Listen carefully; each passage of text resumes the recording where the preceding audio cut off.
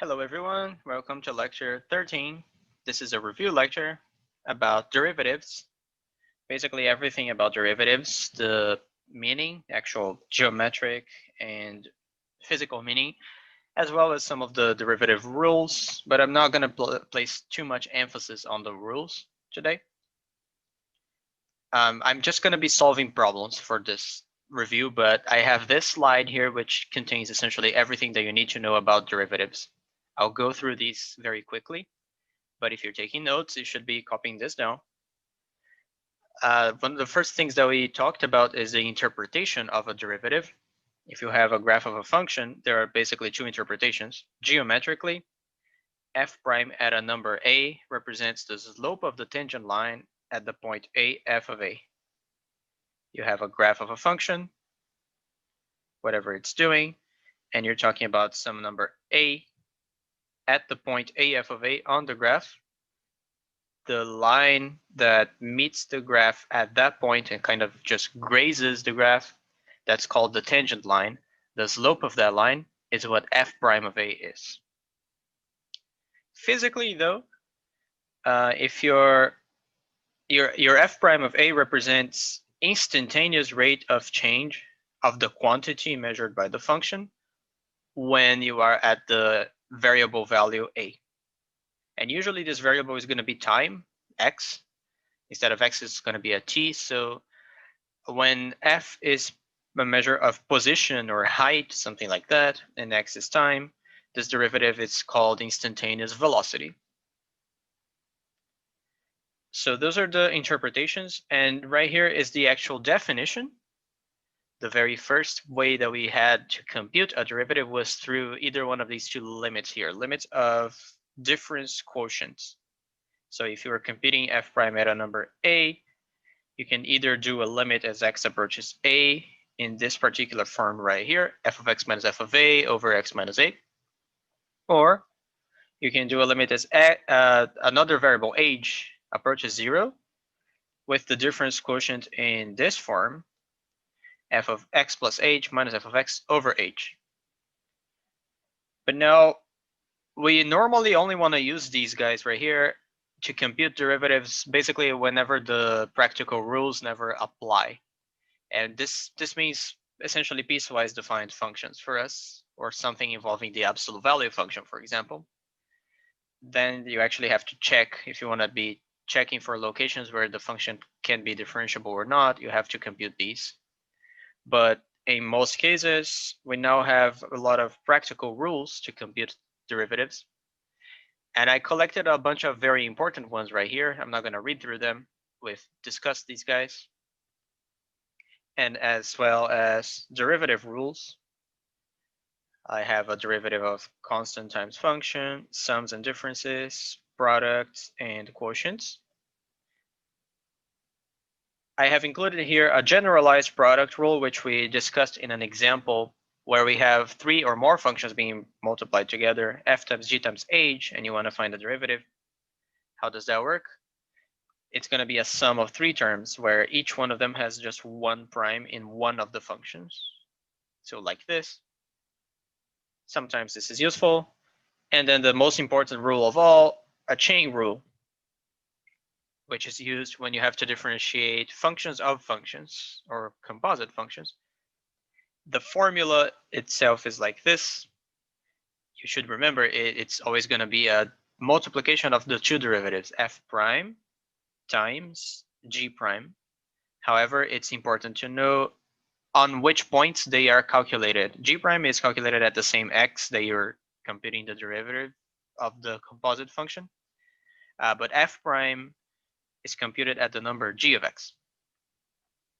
So this formula, you might want to remember this. But when you're doing calculations, when you have a formula of a function and you want to differentiate that, you usually want to think of it in terms of this procedure here.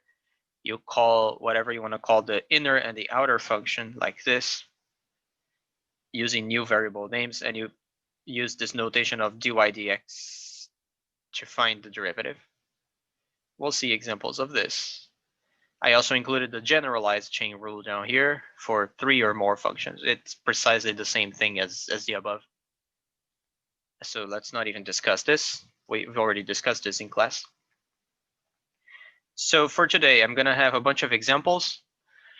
I shouldn't say this, but I shouldn't have to say this. It's gonna be important for you to try to do them before I actually do them. You should be pausing the video, trying to solve the problem, and then checking the answer in the video. That's much more helpful than just watching me solve them. But let's do this.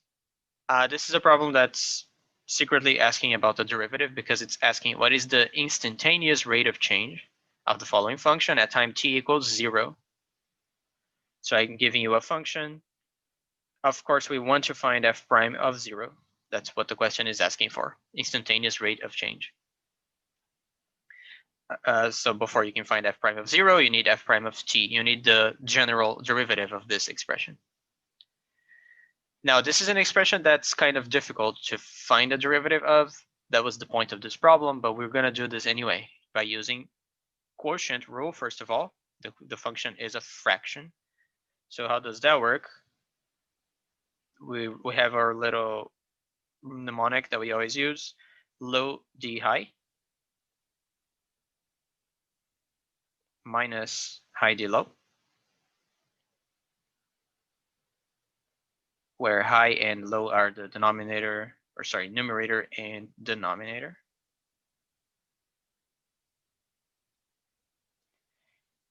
The whole thing is divided by low squared. So applying the square here, t plus 1 to the square becomes t plus 1 to the 4.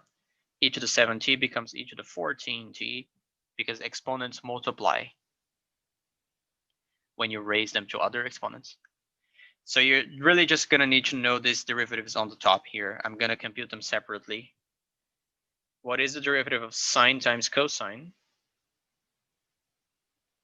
Well, for this one, you need the product rule.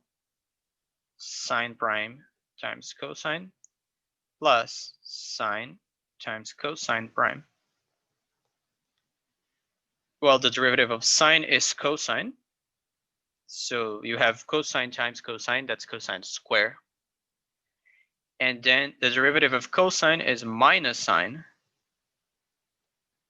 So multiplied by another sine here, you have a sine squared, but with a minus sign.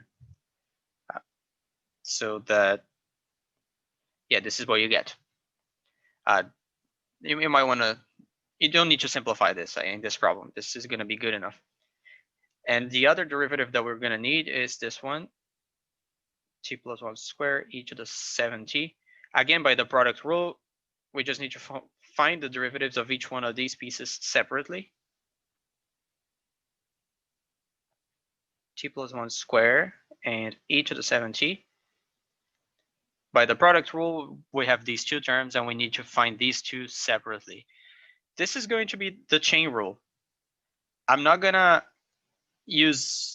fully write down the procedure with the u and that stuff, inner function, outer function. I mean, maybe I do it for the first one at least. So yet again, this is another parenthetical remark here. How do we find this derivative of t plus 1 squared? What is this? Well, this, you recognize you need a chain rule for this because this is a function inside of a function. You have t plus 1 and then squared. How does this work? You call this whole thing y, or whatever you want to call that, and you call u the inner function, t plus 1, so that the outer function is just that inner squared. Now, the derivative that you actually want, dy dt in this case, is equal to dy du dt. Remember that you have this formula where you can almost think like the symbol du gets canceled like this. So what is dy du? 2 times u. And dy dt is just 1, because t plus 1, the derivative of that is 1. So the answer here is 2 times u, which is the same thing as 2 times, in terms of t, u is equal to t plus 1. This is the derivative of t plus 1 squared. So that's the term, I guess this one right here, that I'm going to write in here. Similarly, for the other one, the derivative of e to the 7t, that's going to be e to the 7t times 7. That's the chain rule again. I want to use blue for these guys. I'm not writing this down, but this is a chain rule. If you've done enough practice with it, you should be able to do this automatically at this point. You don't have to write this u and y. Usually people get comfortable by doing this in one line, in one step like this. So you should be able to find this answer for the derivative. All right, these two were derivatives that we needed in the formula up here, this one. I guess I'm gonna copy this down. T plus 1 squared, e to the 7t times, this was cosine squared minus sine squared. That's the first one here.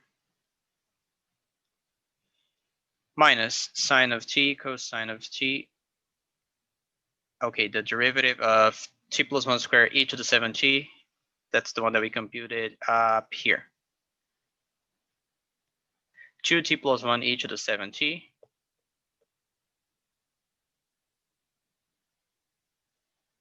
plus t plus 1 squared e to the 7t times 7. You're going to see that none of that actually matters in the end, but we're trying to be complete here. This finally is f prime of t. I hope this makes sense. But remember that the question wanted f prime of 0. Now that you found the derivative, you can plug in 0 for t, and you see that most of this is going to go away immediately. Let's see what happens with plugging in 0 for t. Well, each of the 7's t is each of the 0, which is 1. You have these exponentials everywhere here, also down here. All these guys are going to become 1. In here, cosine of 0 is 1. 1 squared is 1. Sine of 0 is 0. The other term, this is the one that I told you is not going to matter. Sine of 0 is 0. So 0 times cosine is 1. But whatever is inside of the parentheses there doesn't matter because you're multiplying that by 0. Divided by 0 plus 1 squared, sorry, to the 4th times 1. So you see this is just 1 actually. 1 times 1 times 1 minus 0 divided by 1. That's the derivative of this function at the number 0. By the way, if you've watched lecture number 12 by this point, you probably realize this is not on the exam, but computing this by logarithmic differentiation would be much easier if you know what that is in lecture 12. But we can do it this way. Here's a problem that I had quickly presented in one of the previous lectures, but I decided to skip. We can do this now. I'm giving you a function, sine squared plus cosine squared. Question A is, how much do you expect f prime will be because of the Pythagorean identity? The f actually is equal to 1 for all x's. This function f is sine squared plus cosine squared. We know that's always 1. So the function is disguised here, but it's actually the function 1. And what the derivative of 1 is 0, derivative of a constant. So we expect that it's going to be a 0. But now B is telling us to compute f prime using the definition above, using the actual formula like this. So let's just verify that we get a 0. Yeah, the previous problem was the longest one. The others should be faster. Let's try to find the derivative in this way of this expression and see that we get a 0. Well, how do we differentiate sine square? Let's say that's y, sine square. This is actually something that requires the chain rule. You just need to remember sine square means the whole expression, sine squared. So your outer function is the square function and the inner is sine x. If you want to use the chain rule here, it works like this. dy du dx. Well, dy du is going to be 2 times u. If you're looking here, the derivative of y with respect to u. And now du dx, derivative of sine x with respect to x, is cosine x. So this is replacing u with sine x, 2 sine x cosine x. This is the derivative of sine squared.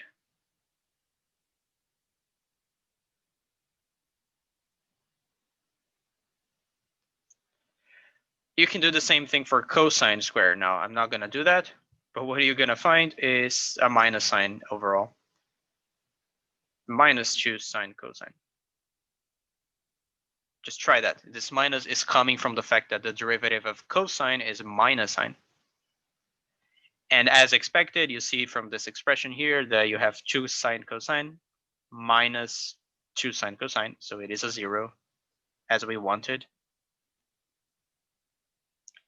Right, so I'm not saying this was necessary to do, but the question was saying compute the derivative from the original expression from this guy just to see that it is actually a 0.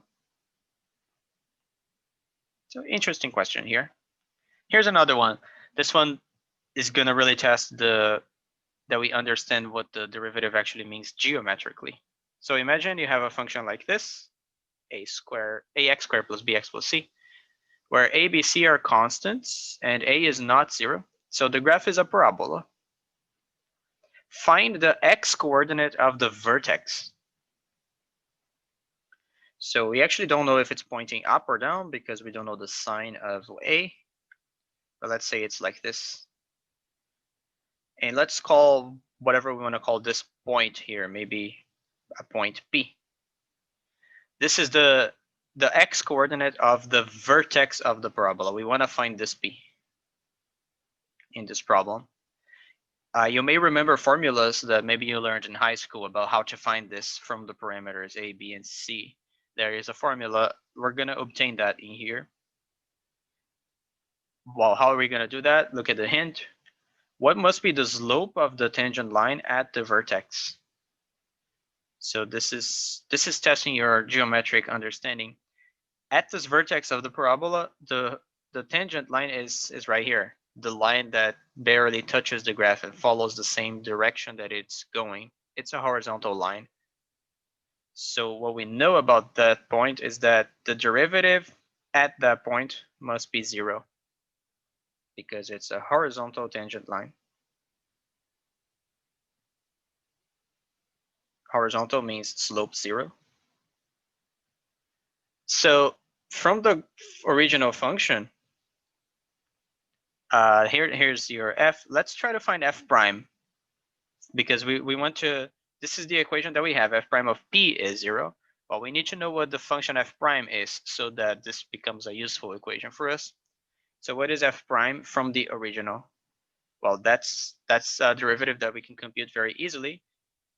Derivative of a times x squared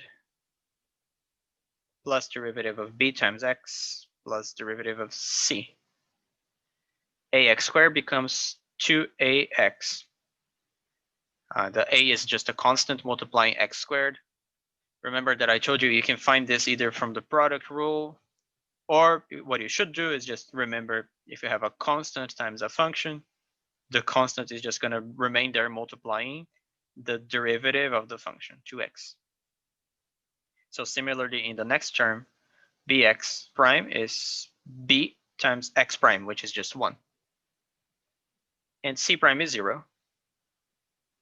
So this is f prime of x. Now we're in good shape here. We're going to use this formula to plug that into f prime of p.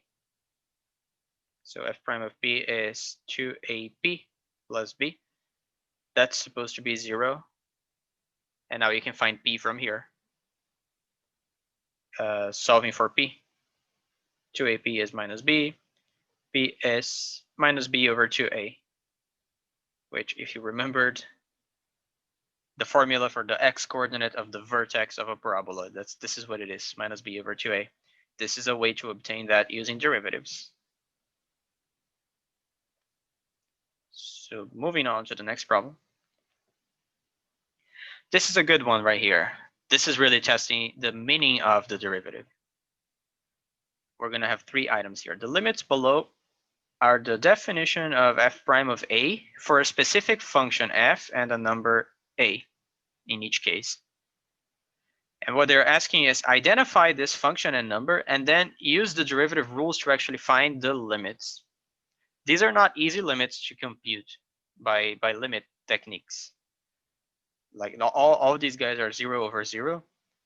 And if you try to simplify them somehow, they are not so easy. Like look at this first one. You know that you're going to need to find a factor of x minus 1 in the numerator to simplify with the denominator. Well, that's not easy. I mean, unless you know what to do here, but regardless, it's much more complicated than with a low power here. But for all of these ones, we will have to remember that f prime of a, by definition, what it actually is this limit, x going to a, f of x minus f of a over x minus a. Or there's an equivalent limit like this using age going to 0, but we need this one here. Each one of these limits is of this form for some function f and some number a. Now, for example, in the first one, if f is this function right here, x to the 50, and a is the number where x is going, the number 1, then you have exactly this expression right here. You have f of x minus f of 1, which is 1. You see that? This one right here is f of a, which is f of 1, or 1 to the 50. And downstairs, well, this is the a, x minus 1 here. Downstairs is this a here. Okay, so the first limit, the limit is actually equal to f prime of 1. Right here, f prime of a, where a is 1. And f is the function x to the 50 in this problem. Now that we have identified the function and the number, we can compute this. Instead of computing the limit, we know how to compute derivatives using the practical rules. So that's going to be much easier for us here. We are going to find f prime of 1 from the function x to the 50. Well, f prime is 50 times x to the 49. So f prime of 1 is 50 times 1 to the 49, which is 50. That's the answer here to the limit. You can try to compute this limit by normal techniques. You should find the number 50. Okay, so this is what we have to do for all these items. I encourage you to try by yourself, but I'm going to start solving B now. So in B, once again, it is a limit of this particular form. We just need to identify what the function is. Well, the function is whatever expression of x appears first. It's right there, e to the x squared.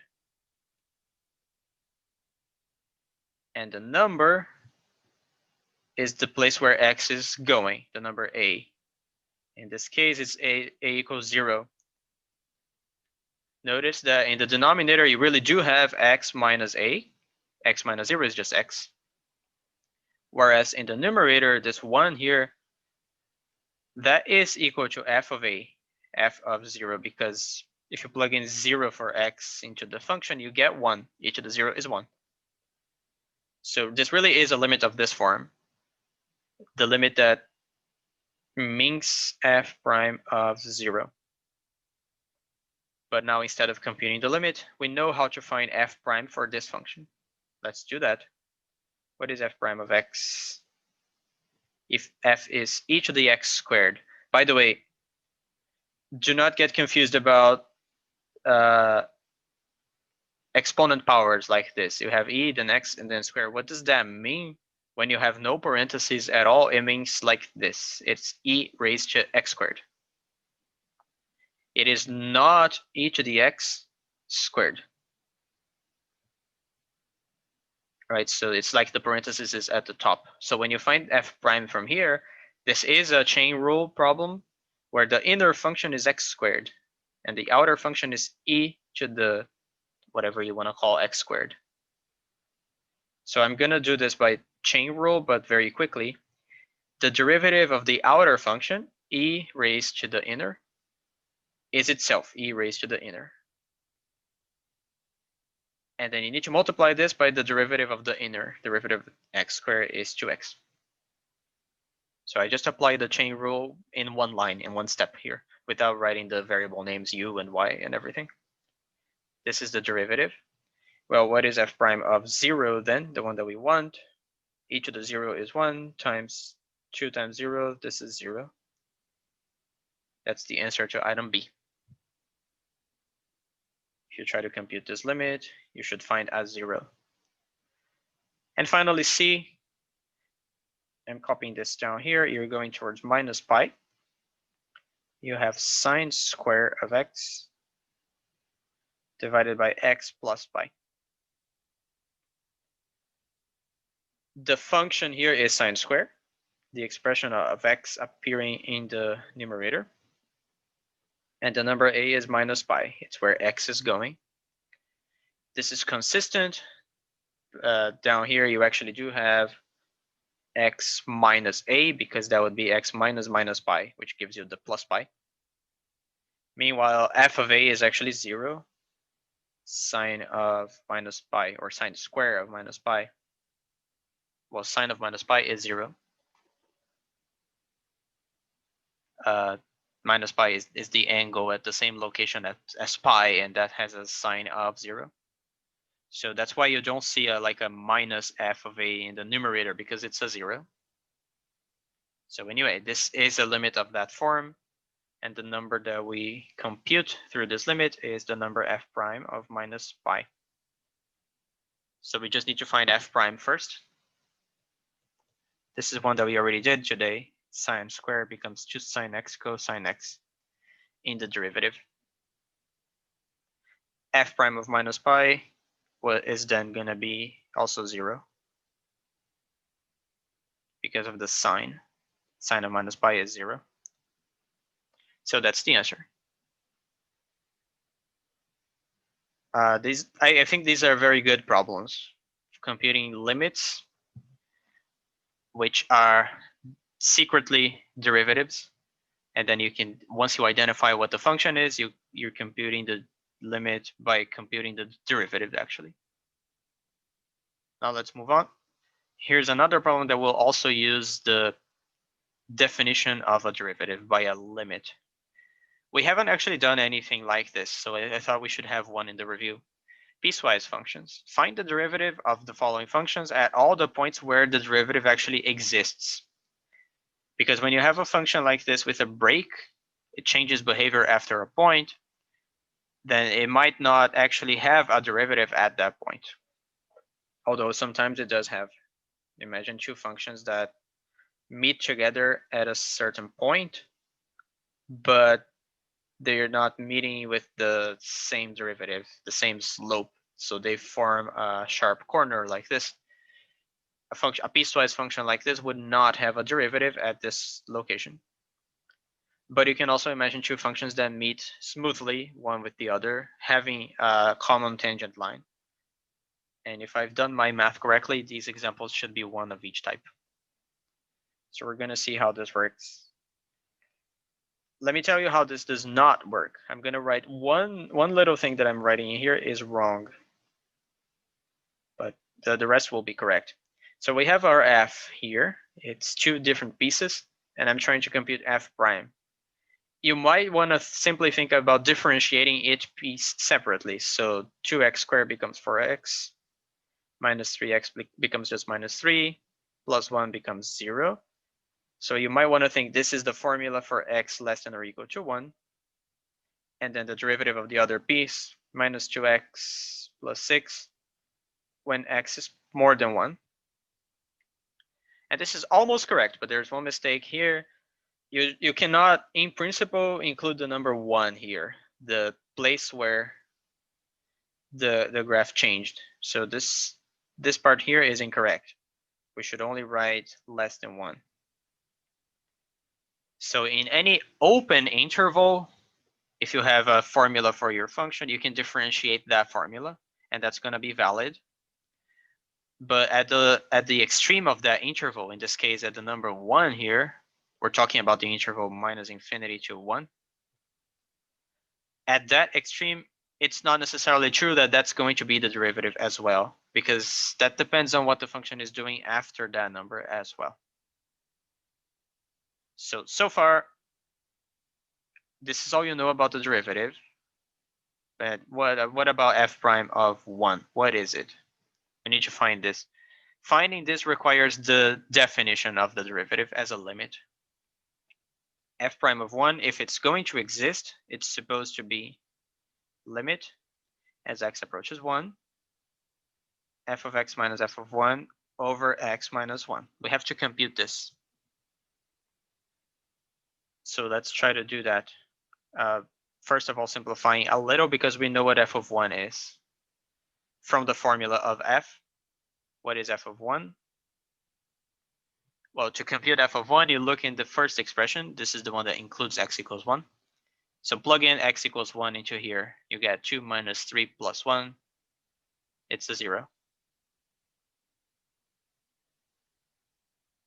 So yes, 0. So I'm just crossing out this f of 1 here. We would need to find this particular limit with a piecewise function. Notice that I don't even need to look at the function f prime here. It's the definition of f that's going to be important to find this limit. Well, f is a piecewise function around the number 1. We need to analyze this separately from the left and from the right. What is going to happen if you're coming from the left? Let's say. From the left, the function is given by the expression 2x squared minus 3x plus 1.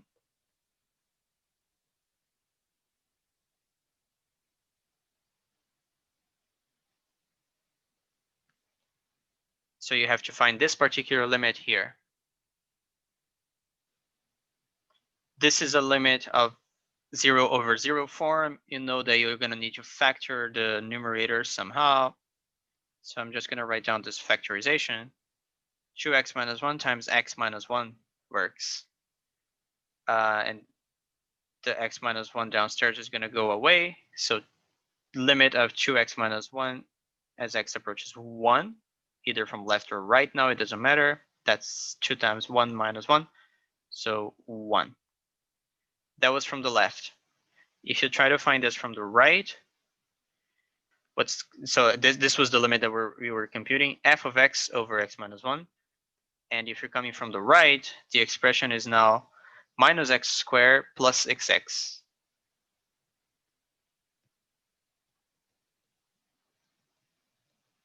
So minus x squared plus 6x divided by x minus 1.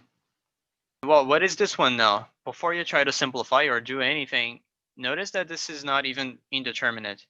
If you try to plug in 1, the numerator is not 0, just the denominator is 0. When you plug in 1 into the numerator, you get a 5. Denominator is 0 through positive numbers. If you're larger than 1, x minus 1 is going to be a positive, very small number. So this is going to plus infinity. These two values are distinct. So with this analysis that we just did, we can conclude this limit does not exist. This was the limit that represented f prime of 1. So now we have finally answered the full question here.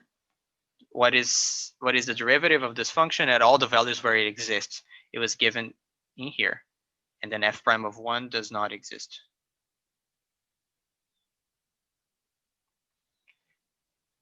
By the way, we could have answered this in a quicker way for this particular function at least. If you just noticed that it's not even a continuous function at x equals 1. Okay, what happens when you plug in x equals 1? In the first piece, you get a 0. In the second piece, you don't get a 0. You get a different value. So this function has a jump discontinuity. It cannot be differentiable at the number 1 because it's not even continuous. So that's already telling us that it makes sense that the calculation that we just did not find a derivative for 1. It could not have 1. Now we need to do the same thing for g. This time you can do the continuity check if you want, but you're going to see that it actually works. The function is continuous at 2. If you plug in 2 here or here, you're going to get 2 in each case. So that doesn't tell you anything though. The function is continuous at that point, but it might still be something like this, something where the two pieces are not joining smoothly at the number 2 with the same derivative. So we have no choice. We have to go through this kind of computation again. So I'm going to copy down this function downstairs at the end of this page. What is the derivative? So once again, you are allowed to take the derivative of each piece separately in any open interval where the formulas hold, where the formulas are true. But you're not allowed yet to include the number 2. You can only do that. You can only find g prime of 2 by the actual definition of limit. G prime of 2, that's going to be this limit. G of x minus g of 2 over x minus 2. And what is that limit actually? I mean, before we do that from each side, we know what g of 2 is from the formula for g that's right here. If you want to find g of 2, plug here the first condition is the one that includes x equals 2. Plug in 2 here. You find 8 minus 6. We already mentioned this. It's the number 2.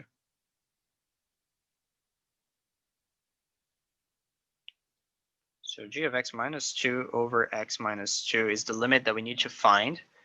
If we can find a value here, then that's g prime of 2.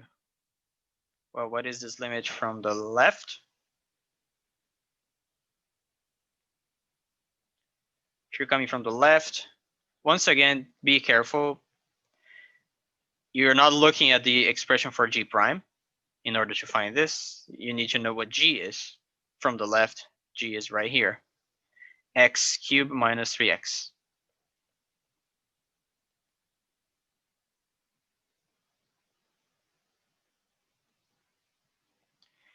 And well, what is this limit now? How do we even find this? It's a cubic. Do we know how to factor this function? Well, I mean, it's an easy enough one. There is an easy factorization that you can try. At least it's easy to pull off a factor of x minus 2 from the polynomial by polynomial division. But if you don't remember how to do that, this is an example that's very similar to the last one, where what you have in here now is a limit of an expression that represents a derivative. This time it is of the expression x cubed minus 3x. This right here is so maybe I call this piece here, I want to call it like some function. This is going to be h prime of 2, where h is that piece, x cubed minus 3x. Really, this is what we are computing here, right? Coming from the left, we are computing the derivative of the piece on the left. So now we are acting just like in the previous problem. The derivative of h is this particular expression. H prime of 2 is again, well, not again, we have not computed this before. 12 minus 3, that's 9. So this is another way to compute this limit if you don't want to factor a cubic polynomial. So 9 was from the left. I'm going to do the same from the right.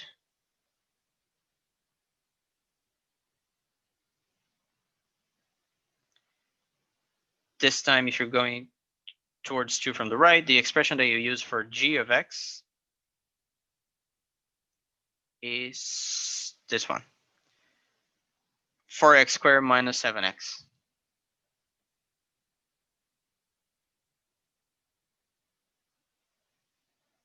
And downstairs you have x minus 2. Well, this time at least it's a quadratic over a quadratic. So we can actually factor this completely. using whatever method you like to factor quadratic polynomials. So the factorization this time, it works out to be this way: 2x minus 4 times 2x plus 1/2. 1/2 times minus 4 gives you the minus 2. And then 1/2 times 2x is x, minus 4 times 2x is 8x, so that gives you minus 7x. It is working.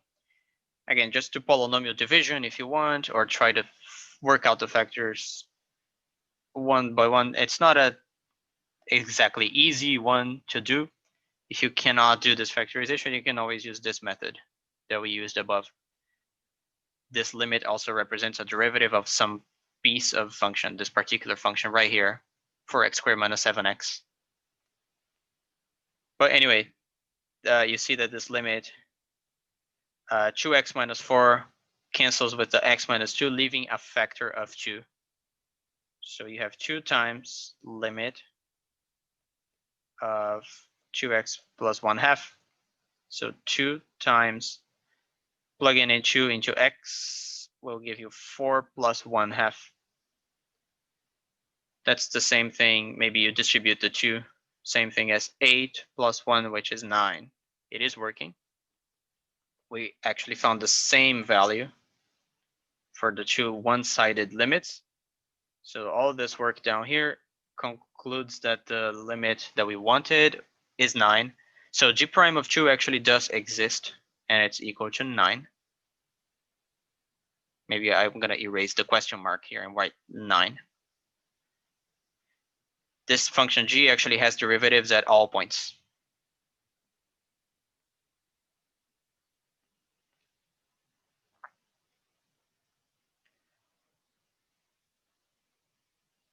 This last problem, it's also an important type of problem. I'm going to try to go through this a little bit quicker because we are basically out of time.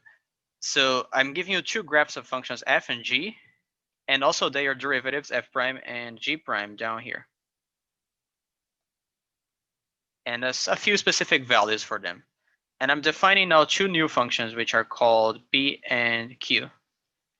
P is f composed with g, q is g composed with f composed with x squared. The question is find their derivatives at 1. So because we want to compute their derivatives at 1,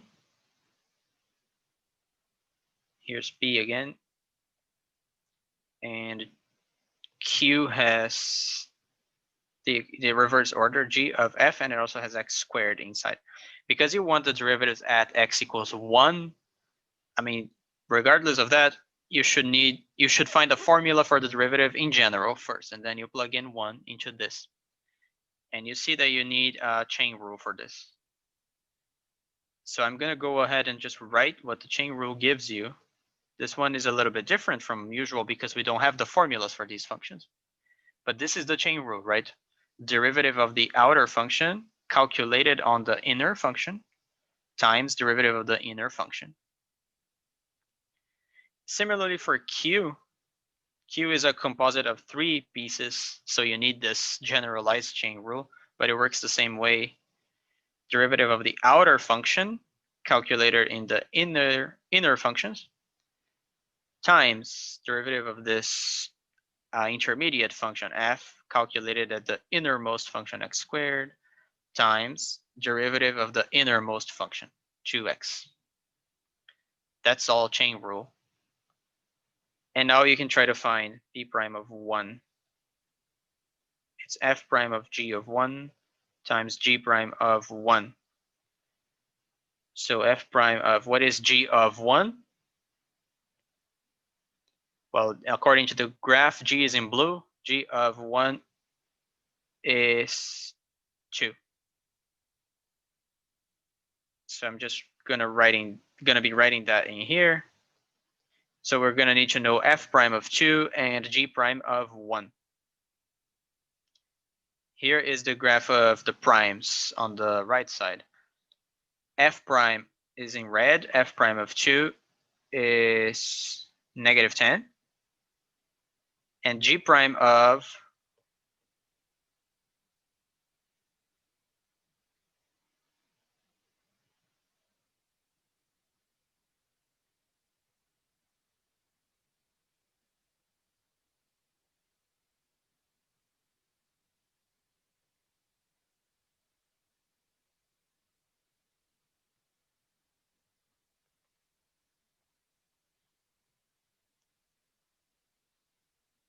And G prime of 1, the problem should have given that to us. I think I forgot to include this piece. I mean, this is important to know as well. Let's say it was right here with the number -5. We need this definitely. There's no other way to get this. G prime of 1 in the blue graph is -5.